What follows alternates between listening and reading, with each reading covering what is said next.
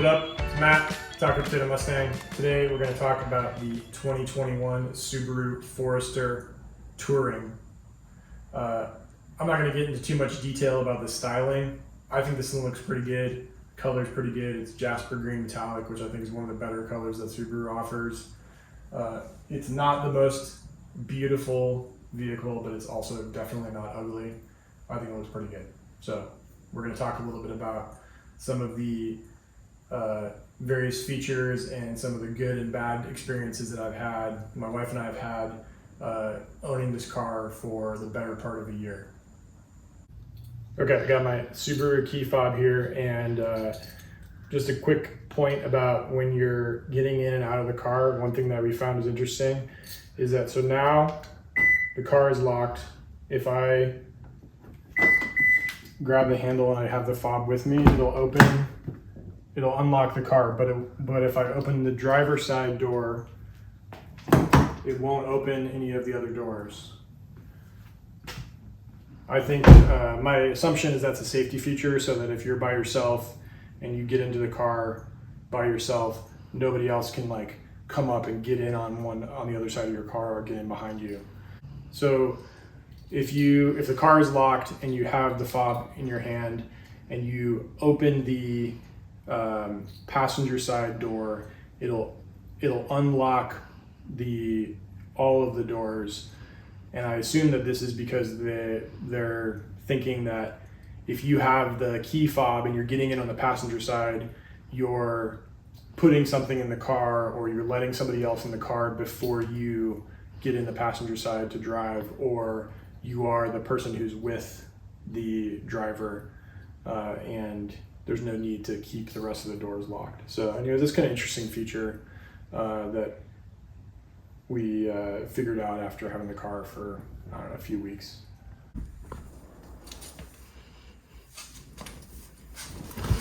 Okay, so one of the biggest selling points for this car for me, so that's funny, it just did the it just auto set my preferred seatings, because it like scanned my face, figured out that it was me that just got in the car, and it just adjusted the seat to my preferred setting. We'll talk a little bit more about that in a minute. So you can see that, so I'm a pretty big guy. I'm 6'5", like 250 pounds. I have plenty of head and leg room. That is one of the best things about this car. There's a lot of space. I can move the seat back more. I can move it down more. There's a fair amount of adjustability, but the head and leg room, both on the passenger and driver side, is really good. I feel like people who are probably a little bit taller than me would probably do pretty good in this vehicle if you're looking for something in this class, and you can, like, if you can't go to something bigger like a Subaru Ascent or a Kia Sorento, something like that. I feel like some pretty tall people could probably get away with the Subaru Forester. Okay, so my other, one of the favorite things about this car as a tall person is the memory seat function. You can kind of see here, so there's a set button, a number 1 and a number 2. I think this is becoming fairly common on more like higher trim levels of vehicles, and it was one of the biggest selling points for us, because I'm 6'5", my wife is 5'2". I can just press 1 and the car goes into my preferred like head and leg room setting, and then it also can adjust the mirrors. And then my wife needs to take the car, she presses 2, it moves the seat forward, gives her, the preferred comfort, like visibility mode, and also adjust the mirrors. And what we just showed a minute ago is that, so if obviously if you're on a trip and you make an adjustment to your seat, like sometimes I'll move the seat forward or back a little bit, or I'll adjust the seat back, and then if I get into the car after, like if we stop, I get out of the car and then I get back into the car, the I forget what they call this thing. Basically the car recognizes who just got in, and it will adjust to your preferred seating, and it'll say like, "Hello, Matt," and it'll adjust it back to the way that you had it. I think the only way to really get around that is if you just don't look. Like if I'm just like this, or if I'm like looking down, it seems like the car isn't able to like see who it is, and it will just stay in whatever setting you have it in as you got into the car. So this is all the stuff that comes on when when you put the car on but don't turn the engine on. You can see that there's the dash, and then there is the infotainment screen, and there's also this other screen that's on the dash, and this shows you like, so you can see right here it says Matt. It's like it's identified me as the person who's in the passenger or in the driver's seat. It shows you a little bit of the stuff on like outside temperature, the time, how much what you're averaging as far as fuel economy, how many miles you have left on the tank that you're on, and then also you can change. So there's like so on the steering wheel there's an info button that you can change what's on the second screen. So it has the date, the time. This tells you like which safety functions are working or which safety functions are on. So like a couple of them are not on because the car is not actually on. Here it shows you like what angle you're at, and like and I can't remember what they show for the wheels. It might be like tire pressure, or like if everything is doing what it's supposed to be doing. This shows you like acceleration. It shows you the eyesight functionality is working, and then there's also the angle feature again. And then this is if you have the radio on. If you have Sirius XM, this will show what's playing. So you'll notice that in this infotainment console you have buttons, you have dials, and then for the HVAC controls you also have buttons and dials in addition to the touch screen for the infotainment. So personally I prefer this combination over just having like one giant screen and then having everything controlled by the touch screen functionality. I think that we had test drove a Subaru Outback that had, instead of the two screen setup, it just had one screen that was like a, kind of what's become the norm, like similar to what they have in Teslas, which is this kind of like giant iPad, and then everything for the most part is buried in like a control through the touch screen. So like I think on some of the newer Subarus, in order to do like the heated seat function, you have to go into like a touchscreen menu, which to me it seems like really bad user experience, and it seems like it could be kind of dangerous. I prefer to have a combination of buttons, dials, and a touchscreen because if you want to do something quick, like change the volume on the radio or whatever music you're listening to, you just need to be able to do that. I mean, you can also do it from the steering wheel, but like to not have to like go through a series of screens to like change too much or like to make too many adjustments, to me that's a much better experience than having everything contained within an iOS or Android type user interface. So I'd say like in terms of the ergonomics, like in terms of like where everything is, I really like the combination of the two screens, the buttons and dials, and this steering wheel. Like to me it's all very good ergonomically and very comfortable for a vehicle that, whether we're using it to like just, run errands or we're going on road trips, like generally the experience has been really good. There hasn't been a lot that I would complain about in terms of the infotainment, the, placement of buttons, the functionality. It's all like kind of where I need it to be. It's all fairly easy to access, easy to use, and it works the way that I think it's intended. Okay, so while we're on the subject of buttons and dials, we'll just talk about the the shifter area and console. So you have a fairly traditional shifter setup for the automatic, the CVT transmission. Here is a button operated parking brake. You just pull up to engage, and you push down to disengage. there's a AVH button. I can't remember what this stands for, but basically when you have this on, if you have your foot on the brake, like a red light, and then you take your foot off the brake, you don't have to change the gear. Like the car will just stay still. Like the brake will stay engaged, but you don't have to like put the car in park. You have the car in drive. The brake is still engaged, and as soon as you put your foot on the gas, the car will just go forward. It takes some getting used to. Not something that I use a lot, but and then so here you have the little X mode thing, which for like 99% of our driving, I think we've just been in normal. There's also a snow dirt mode and a deep snow mud mode, which I mean, I honestly don't think I've tried either of those, but maybe at some point when we get some snow. And then one thing I do like is that, so for the heated seats, there is 2 buttons. There's one for each of the front seats, and it's just high or low. So there's also heated seats in the back, but we'll talk about that in a minute. But one thing I do like about this is it's pretty simple.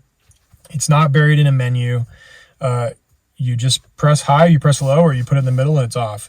I was talking to somebody that I know that has an older Forester, and they said that it was something along the lines of like you pick a number, or like I think it was like a dial that was like 1 through 3 or 1 through 5. And he said that when you had it at 1, it was like barely doing anything, but if you put it at like 3 or 5, that it was like scalding hot. And that seems like Subaru figured out a fairly simple improvement on the newer Forester. I'm pretty happy with the heated seat functionality and how easy it is to just, turn it on or off or put it on high or low.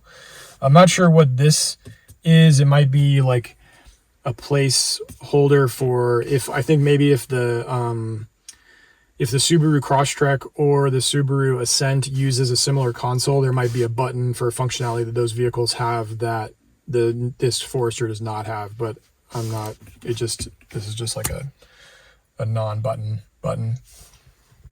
Okay, steering wheel. This is actually one thing that I really like about this car.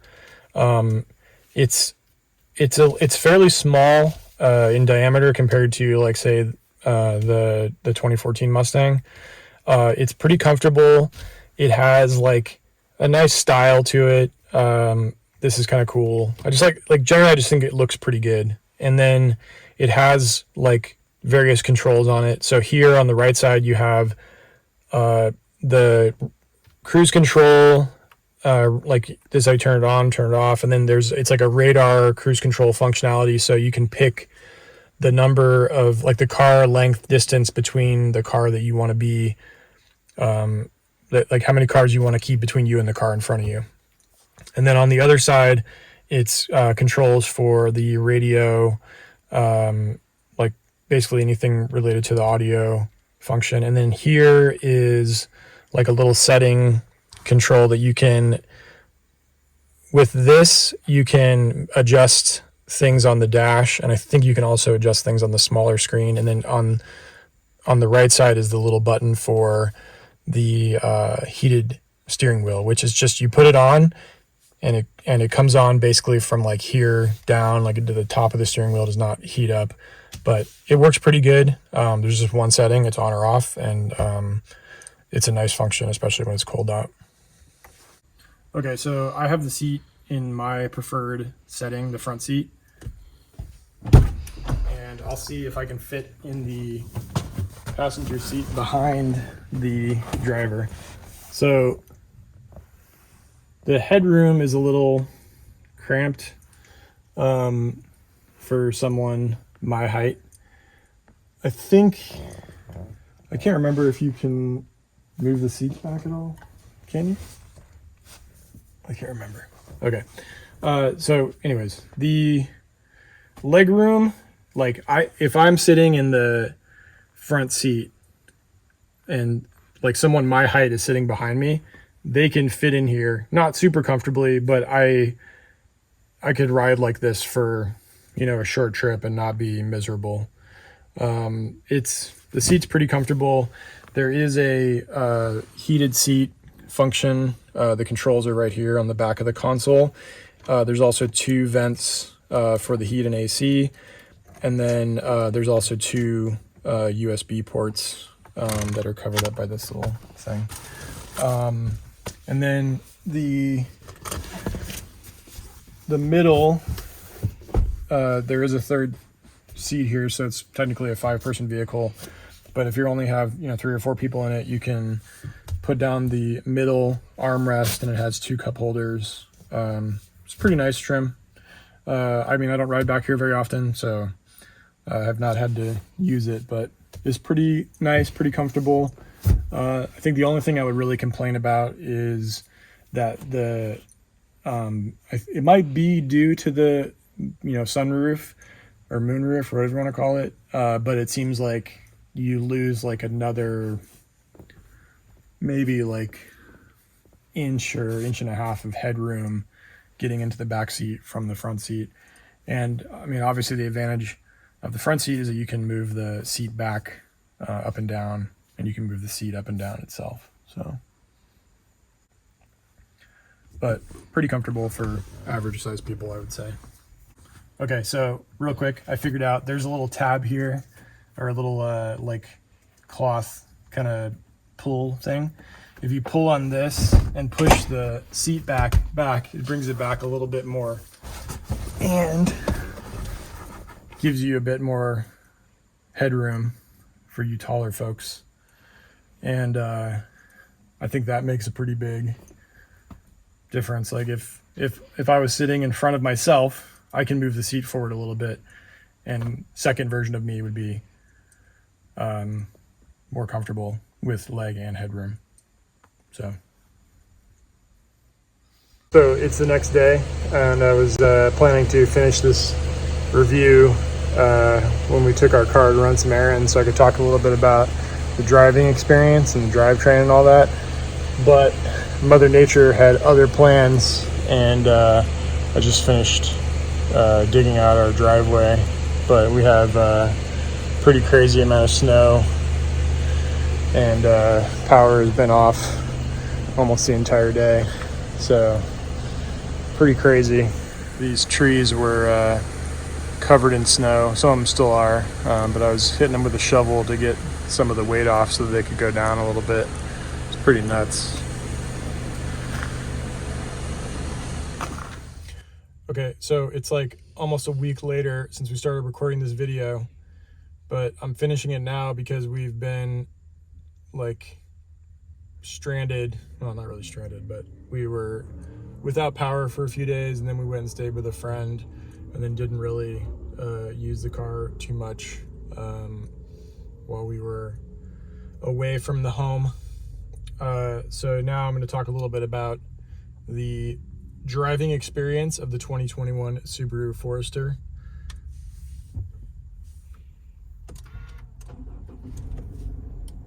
We have push button start, which at this point is like pretty standard in like every vehicle.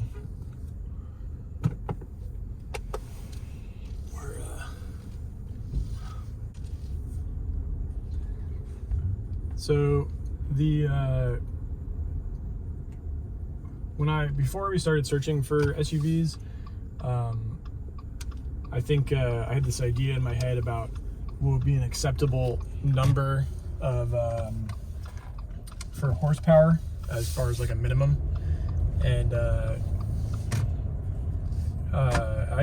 was probably like the 200-ish range.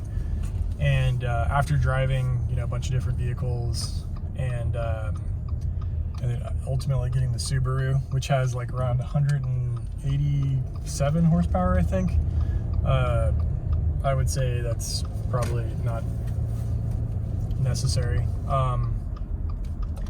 The drivetrain on the Subaru is more than sufficient for the what the average consumer is going to use it for. I mean, the all-wheel drive system is really great. The CVT, or it's basically the equivalent to like an automatic transmission. You don't have to do anything yourself. It's fine. It's not perfect, but I think it's good for most of the stuff you would use it for, which is like going around town you know, running errands, commuting, whatever. The engine, it's not super powerful, but having driven it on the highway plenty of times, it's got enough power for passing. It's got, I probably the only thing I'd really complain about is when you're trying to get up to highway speeds on a shorter on-ramp. I sometimes think it could use a little bit more power, but given the fact that it's got pretty good fuel efficiency around 30 miles per gallon average. We just hit 16,000 miles exactly. It's fine for, I think, what the like I said, what most people are going to use it for. Like I wouldn't take an additional, I don't know, 20 to 40 horsepower if it was going to significantly reduce the average fuel economy. I mean, if there was a way for Subaru to do like some type of hybrid electrification or like a turbocharged setup that was still as efficient and had a little bit more power, then I'd be up for it. All right, so we'll get on it a little bit.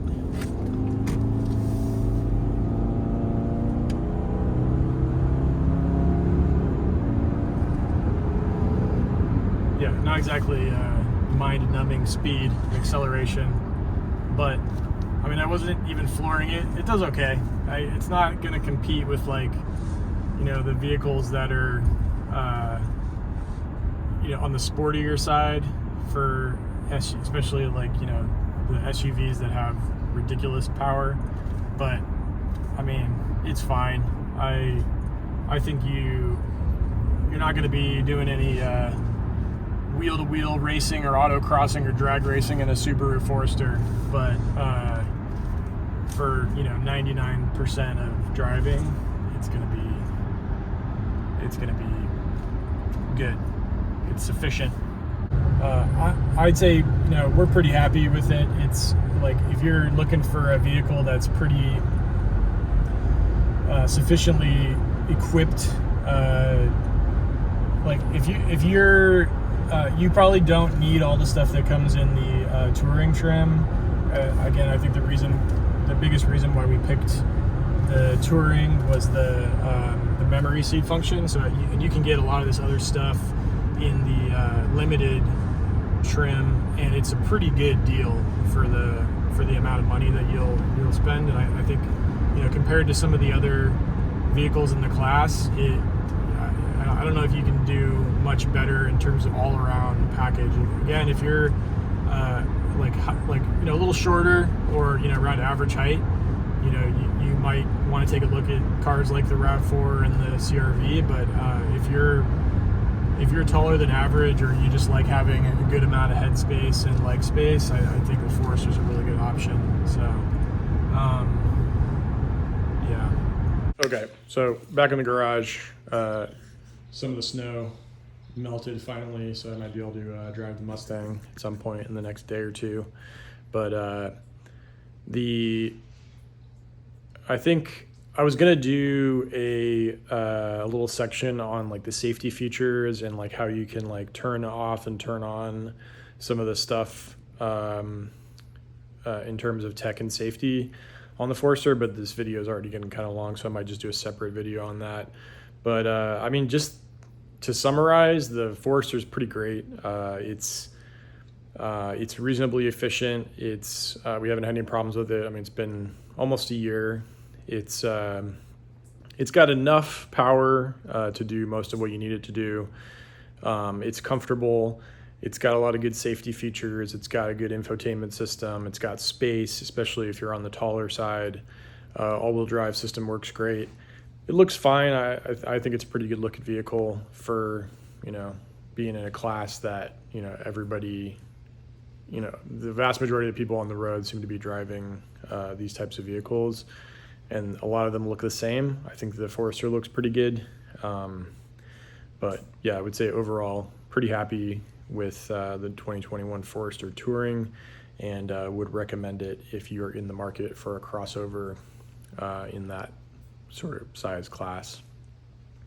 Anyways, I hope you like my Forester review, and if you're new to my channel, please hit subscribe. Keep an eye out for more updates on the Fox Mustang and other food and car related videos coming up. Hope you're having a good start to the new year. Stay healthy, stay safe. Peace out.